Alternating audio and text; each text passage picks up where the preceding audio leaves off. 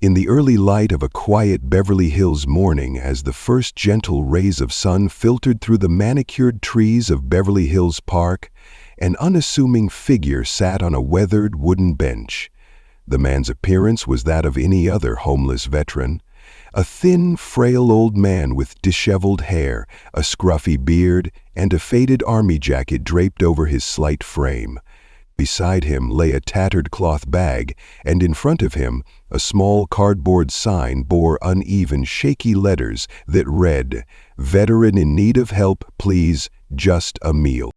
For passers-by, busy professionals in designer suits, yoga-practicing young women, families out for a leisurely stroll, this was a familiar sight, yet few saw beyond the surface. Most hurried past with barely a glance, absorbed in their own worlds of glittering mobile screens and the demands of a privileged life. They did not know that this seemingly forgotten veteran was no ordinary soul. Beneath the graying hair and worn face, hidden in plain sight, was none other than Donald Trump, the billionaire, former president, and one of America's most scrutinized figures. Disguised as a homeless man for an unprecedented social experiment. 3 days earlier, in the opulent confines of his Manhattan office, Trump had been poring over a newspaper filled with stark images, homeless individuals lining the streets of Los Angeles, veterans once celebrated for their sacrifice, now cast aside by a society too busy to notice. One image in particular seized his attention. A weathered veteran, eyes filled with a silent plea, standing alone amid a crowd that refused to acknowledge his existence. In that moment, a hardened resolve took shape within him. "I once promised to make America great," he had murmured to himself, voice low and determined. But how could America ever be truly great if its heroes were left to perish in obscurity? That very thought ignited something inside him, a desire to experience firsthand the reality of those forgotten by a system that had once vowed to protect them. And so, armed with a covert team and a determination to confront injustice directly, Trump resolved to leave behind his usual trappings of power. He would go undercover, disguising himself as one of the very people society so readily ignored. 2 days after that fateful decision, deep in the heart of New York City, Trump underwent a metamorphosis. In a private room far from the prying eyes of the public, he had his features softened by makeup, his once meticulously styled hair was replaced by a scraggly silver wig, and his tailored suits were exchanged for a battered jacket and worn trousers. Every detail of his appearance was reworked to transform him into a person no one would recognize, the homeless veteran who now sat among the benches of Beverly Hills Park. When he emerged from an inconspicuous van parked at the edge of the park, he carried with him not only a tattered backpack and a humble cardboard sign, but also an inner resolve to experience the world from the perspective of those who were routinely overlooked. With his identity hidden behind layers of costume and careful makeup, Trump walked slowly among the well-dressed and the indifferent alike. He chose a bench near the park's main entrance, a spot where the constant flow of people ensured that every glance, every word spoken, was an opportunity to observe human behavior in its rawest form. As he settled onto the bench, his eyes roamed over the manicured lawns, the polished stone pathways, and the elegantly dressed figures who sauntered by, completely unaware that the man in front of them was not merely another homeless veteran. A few moments later, a young woman in yoga attire ambled over, pausing briefly as she glanced at him. Instead of meeting compassionate eyes, however, she frowned, tightened her grip on her designer handbag, and continued on her way without a backward glance. In the swirl of activity that characterized the park, the man on the bench remained motionless, his dark eyes observing the world around him with a mix of curiosity and a subtle, almost imperceptible sadness. Soon enough, a well-dressed couple strolled past. The man, his eyes scanning the scene, leaned toward his companion and muttered just loud enough for a nearby onlooker to hear, people like this lower the value of the area." His words were spoken dismissively, as if the sight of a homeless veteran were an inconvenience to their pristine existence. Trump listened, his face remaining impassive even as his heart, hidden behind the carefully constructed disguise, took in every slight. A few minutes later, a middle-aged woman in a modest sweater approached him.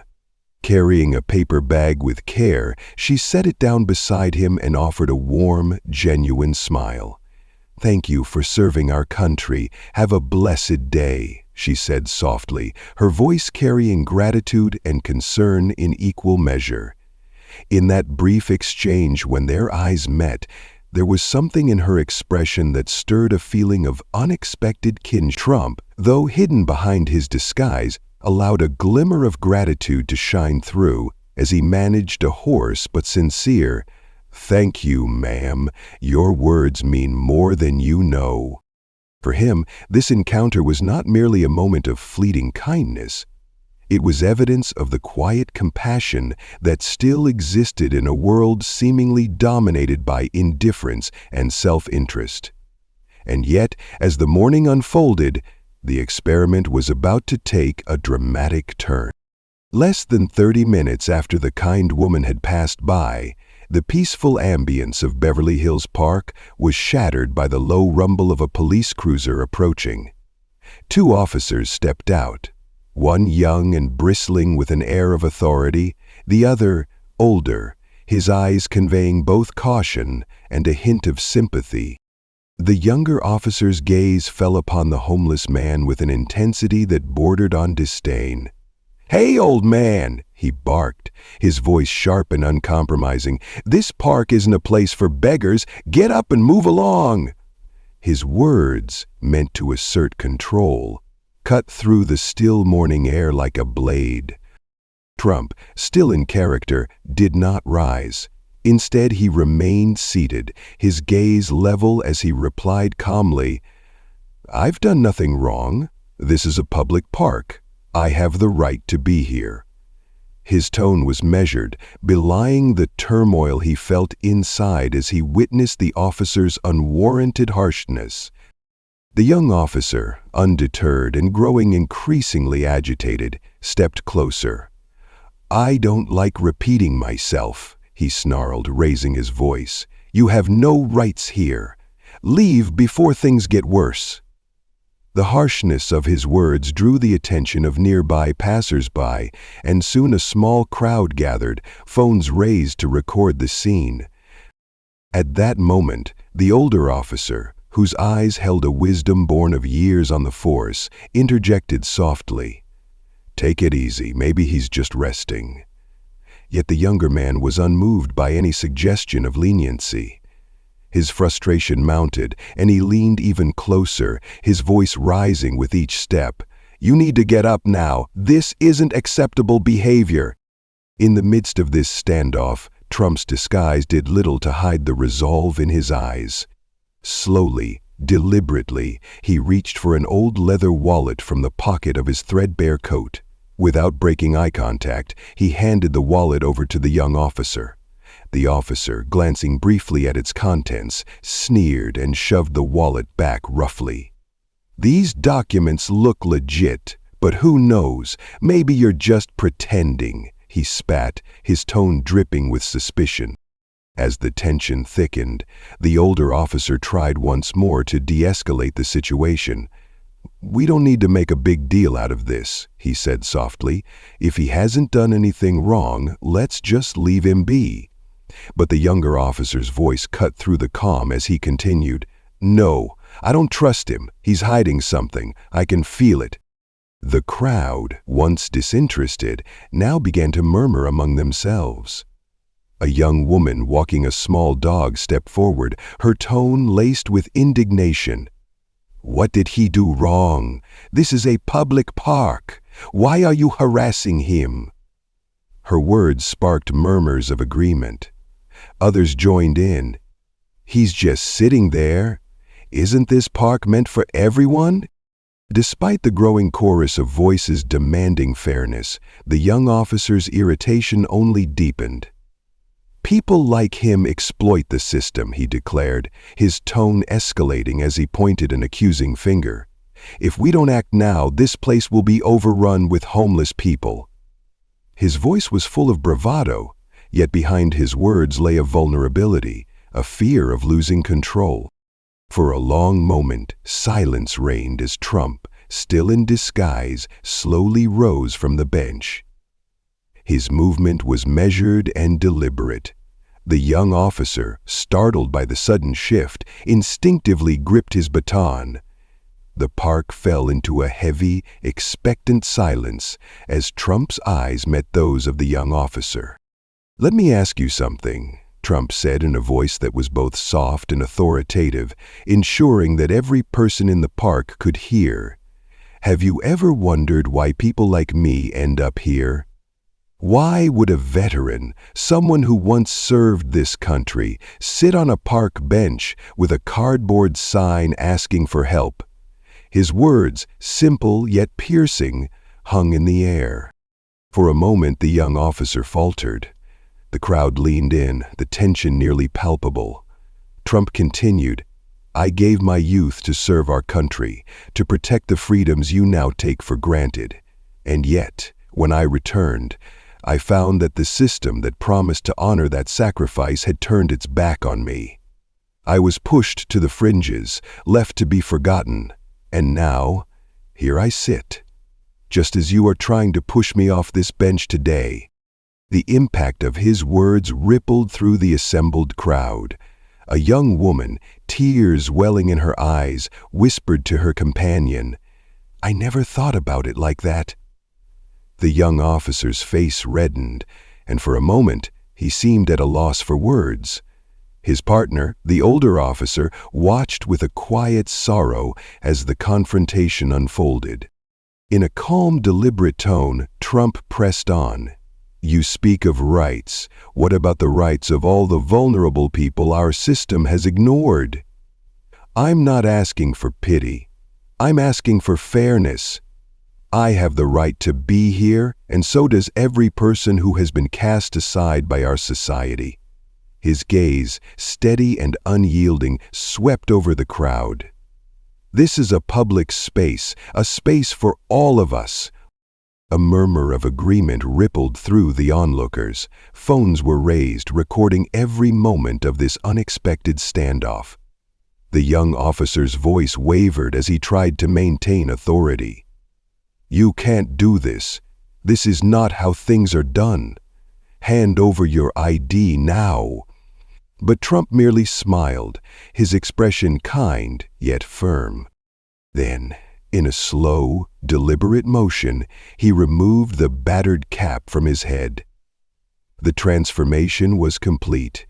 The familiar golden hair, instantly recognizable from countless headlines, now shone in the sunlight. A hush fell over the crowd as the realization swept through them. This was not just any homeless veteran. A young woman murmured, "Wait, is that Donald Trump?" The truth now impossible to ignore, Trump stood tall and declared, "Yes, I am Donald Trump, but today I am not here as a billionaire or a former president. I'm here as an American citizen, a veteran and a human being, just like the many others this system has chosen to leave behind." His voice was calm, imbued with both authority and vulnerability, challenging every preconception about wealth, power, and compassion. The reaction was immediate and electric. Applause broke out among the crowd, soft at first, but swelling into thunderous approval. Even the young officer, whose earlier bravado had crumbled, looked around uncertainly as more and more people raised their phones, recording the moment with wide-eyed wonder. As the applause continued, Trump turned his attention to the two officers. "I don't blame all of you," he said, addressing the older officer with quiet respect, "for doing your job. But I ask you, and everyone, to remember that your job is not just to enforce rules, but to protect and serve every member of our community. Then, his tone grew more pointed as he spoke to the young officer. "You had a chance to show fairness and compassion, but instead you chose to belittle someone you deemed unworthy. That choice makes you, and by extension, us, all, less than what we can be." His words rang out, carrying a powerful message that resonated with every person gathered there. The young officer, confronted by his own reflection in the eyes of the crowd and the weight of Trump's words, lowered his head. The older officer gently placed a reassuring hand on his partner's shoulder, a silent gesture of both comfort and accountability. Slowly, the two officers turned and walked away, leaving Trump standing resolute amid the surge of public support. The confrontation at Beverly Hills Park was captured live and streamed across social media, where millions tuned in to witness this dramatic unfolding of events. As the stream continued and hashtags such as Justice for Veterans and Reform Now began trending, the atmosphere in the park shifted from tense confrontation to one of collective introspection. After the officers left, Trump turned back toward the bench, the very spot where he had once sat in disguise.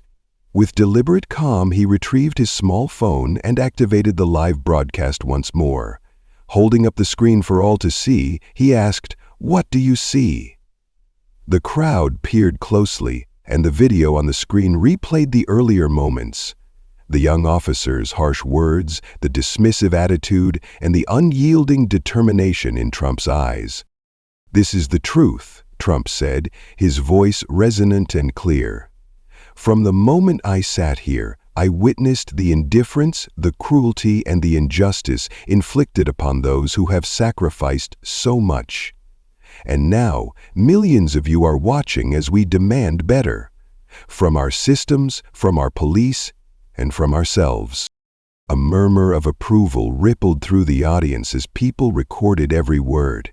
One middle-aged woman, voice trembling with emotion, declared, "He hasn't done anything wrong. This park belongs to the public. Veterans deserve respect, not dismissal."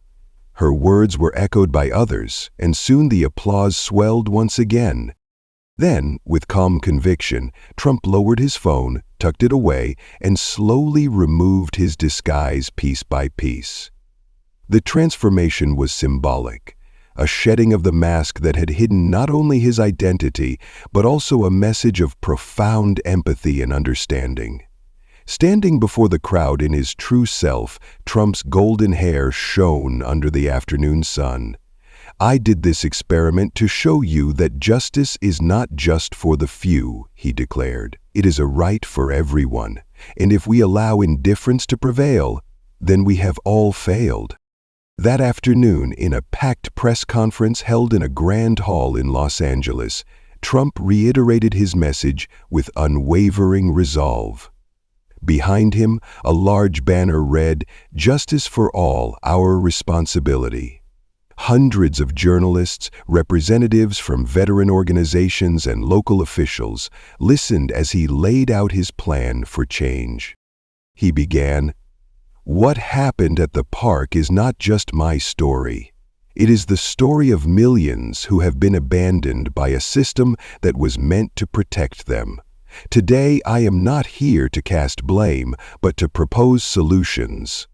With deliberate emphasis, he unfolded a detailed plan: comprehensive reform of police training, the creation of independent oversight teams, and immediate financial support for programs dedicated to veterans and the homeless.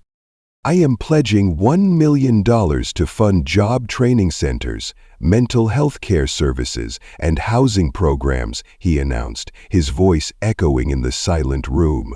"No one should be forced to live on the margins when they have given so much for this country."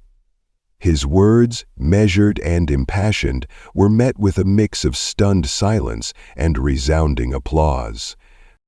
In a particularly memorable moment, Trump recalled his time on the park bench. "When I sat there, I did not merely observe. I felt the injustice. I felt the isolation. And I realized that true power lies not in wealth or fame, but in our ability to connect with each other as human beings.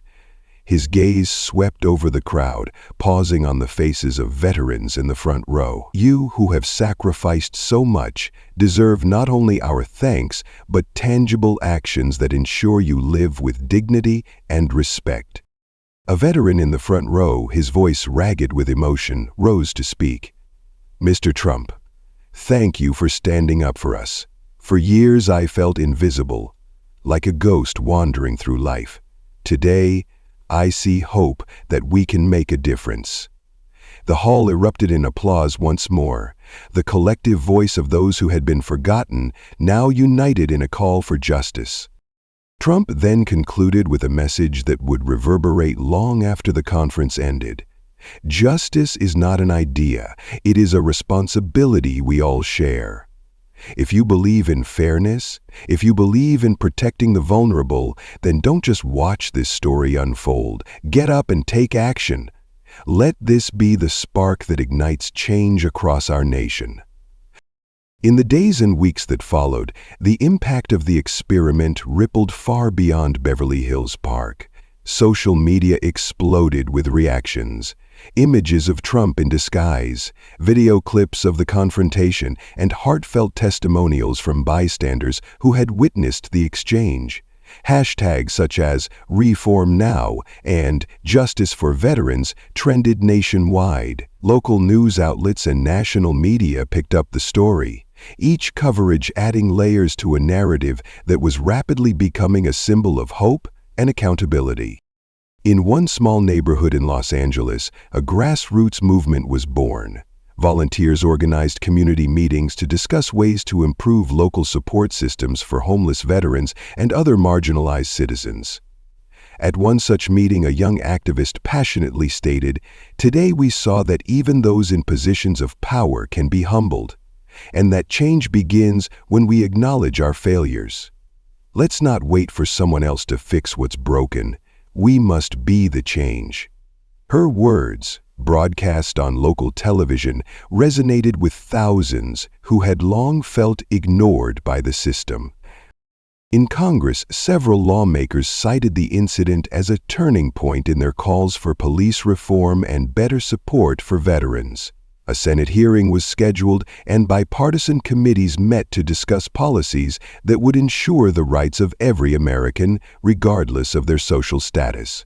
Legislators from both sides of the aisle recognized that the experiment had not only exposed systemic flaws, but had also provided a roadmap for reform, a series of concrete actions that could restore dignity to those who had long been marginalized. In communities across the country, veteran organizations mobilized. Fundraising events were organized to support job training centers, mental health care initiatives, and affordable housing projects. In one city, a local shelter for veterans was renamed the Phoenix House, as a tribute to the idea that from the ashes of neglect, new hope could indeed be reborn.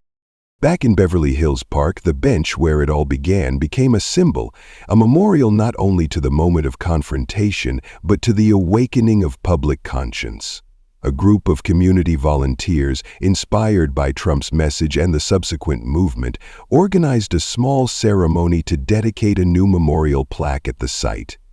The plaque read, "For those who have been forgotten, may your story inspire change. Justice begins with compassion." Neighbors, veterans, and passers-by gathered, each person contributing a small token of hope. A handwritten note, a flower, or even a quiet promise to treat every individual with dignity. Among the attendees was a small boy, no more than 10, who had come with his mother. When asked what he thought of the bench, he replied in a shy, thoughtful voice, "I think it means that even when people are sad or alone, someone will care enough to help." His words, simple yet profound, encapsulated the newfound spirit that had taken root in the community. As the ceremony ended and the crowd dispersed, the bench remained. A silent reminder that sometimes the smallest actions can spark the greatest changes. It stood not as an emblem of power, but as a beacon of empathy, a call to look beyond appearances and to treat every person with the respect and kindness they deserve. In the months that followed, the story of Donald Trump's undercover experiment was discussed in boardrooms, community centers, and even classrooms. Educators incorporated the narrative into discussions about civic duty and social responsibility. Students debated the complexities of power and the importance of empathy in a modern society where the line between privilege and neglect often blurred. Trump himself continued to speak out about the need for reform. In interviews, he reflected on his time as the disguised veteran, remarking, "I never expected to be moved by the sight of indifference. That bench taught me that justice isn't just about policies or laws, it's about the human connection that binds us all. If we can look past our differences and see each other as fellow human beings, then perhaps we can finally begin to fix what's been broken." These words resonated with many. Across the nation, communities began to question long-standing assumptions about who deserved respect, who was worthy of assistance, and what it truly meant to serve one's country. Veterans who had long been overlooked began to receive the recognition they deserved. Homeless shelters were revamped into centers of support and hope, offering not only food and a place to sleep, but also training, counseling, and a pathway to a better life. In one particularly moving instance, a veteran who had once sat on a cold, hard bench in a city park shared his story on a popular talk show. "For years, I felt invisible," he said, his voice thick with emotion. "But after that day in Beverly Hills, I realized that someone cared enough to see me for who I am, not just as a statistic, but as a human being. It gave me the strength to stand up and fight for myself again." The impact of that experiment was far-reaching, a catalyst for conversations about justice, compassion, and the need for systemic change. And as these conversations grew louder, they began to influence policies and inspire legislation aimed at creating a more inclusive and just society. A year later, as spring blossomed and the streets of Beverly Hills shone with renewed energy, the park bench had become an iconic landmark, a reminder of a day when one man's bold experiment transformed hearts and minds. In a ceremony attended by local officials, veterans, and community leaders, the bench was officially dedicated as the Bench of Justice. Speeches were made, tears were shed, and promises were renewed to never let indifference win. Donald Trump, now emerging from the role of the undercover veteran to stand as himself once more, visited the bench in person. Dressed in a simple yet dignified suit, he approached the memorial plaque with quiet reverence. "This bench," he said softly, "reminds us that every single person matters. It is a symbol of the duty we all share, to fight for justice, to treat one another with dignity, and to never turn a blind eye to those in need." The crowd, diverse and united, erupted into applause. The words on the plaque echoed through the park, mingling with the laughter of children and the gentle hum of conversation among friends and neighbors. In that moment, it was clear that the true legacy of that day was not measured in headlines or political victories, but in the renewed sense of community and shared purpose that had spread like wildfire. As the ceremony concluded and people began to leave, a young girl approached the bench, her eyes bright with wonder. Clutching a small notebook, she carefully inscribed one final line beneath the plaque: "Never underestimate the power of kindness." In that simple act, the spirit of the bench and the movement it represented was forever etched into the heart of Beverly Hills Park. In the quiet moments that followed, as dusk settled over the park and the bench stood illuminated by soft streetlights, the story of that day continued to resonate. For many who had witnessed the events live or on social media, it was a wake-up call, a reminder that justice begins with each one of us. It was a call to look beyond appearances, to question assumptions, and to treat every individual with the empathy they deserve. In countless homes, discussions sparked by that day's events led families to re-examine their own attitudes. Neighbors reached out to help one another. Community centers began organizing volunteer events to support local shelters and veteran programs. The story had sown the seeds of change in hearts and minds across the nation. And for Donald Trump, the experience became a turning point in how he viewed public service and leadership. No longer was it enough to speak from a distance or enact policies without feeling the impact of those policies on real lives. In that moment on the bench, he had seen the face of neglect, and in turn, the face of hope. His subsequent public statements and actions increasingly reflected a commitment to reform and compassion, challenging even his most hardened critics to reconsider what it meant to truly serve one's country. As months turned into years, the bench at Beverly Hills Park remained a powerful symbol of transformation. It was visited by people from all walks of life, veterans seeking recognition, citizens demanding justice, and even skeptics who had once dismissed the notion that a single act of empathy could spark a movement. The bench served as a constant reminder that in a world rife with division and inequality, small actions can have monumental consequences. In one final act of homage, a local artist painted a mural on the side of a building overlooking the park.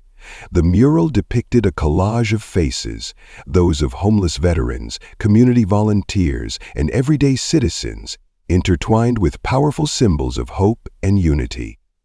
At its center was an image of the very bench where it all began, a testament to the enduring legacy of one day when compassion triumphed over indifference.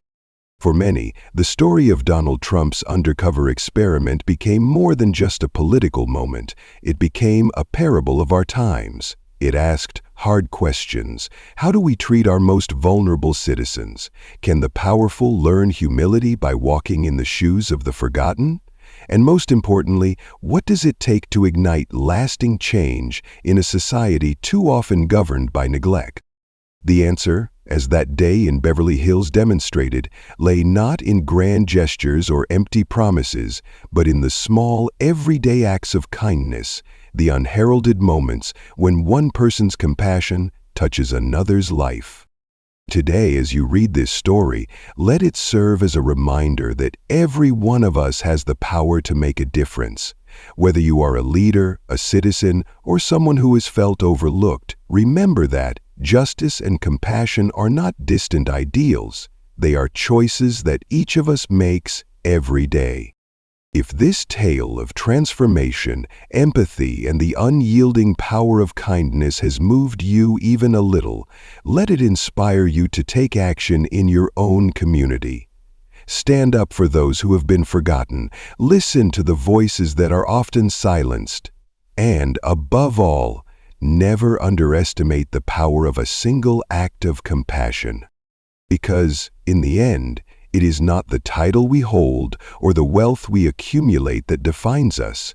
It is the kindness we show to those who need it most. And sometimes, that change begins with one man on a park bench, a small cardboard sign, and a promise that no one will ever be left behind. The bench in Beverly Hills Park continues to stand as a beacon of hope. New visitors come every day, some to take photos, others to leave a handwritten note, and many simply to sit and remember. And while the world may still be far from perfect, the legacy of that transformative day reminds us that we each have a part to play in building a more just, compassionate society. So, whether you are a veteran, a community leader, or a concerned citizen, take a moment to reflect on the power of empathy and the importance of standing up for justice. Share this story, discuss it with your friends and family, and let it spark the conversations that can lead to real, lasting change. Thank you for reading this extended narrative, a fictional journey meant to inspire, challenge, and remind us all that every small act of kindness can indeed change the world.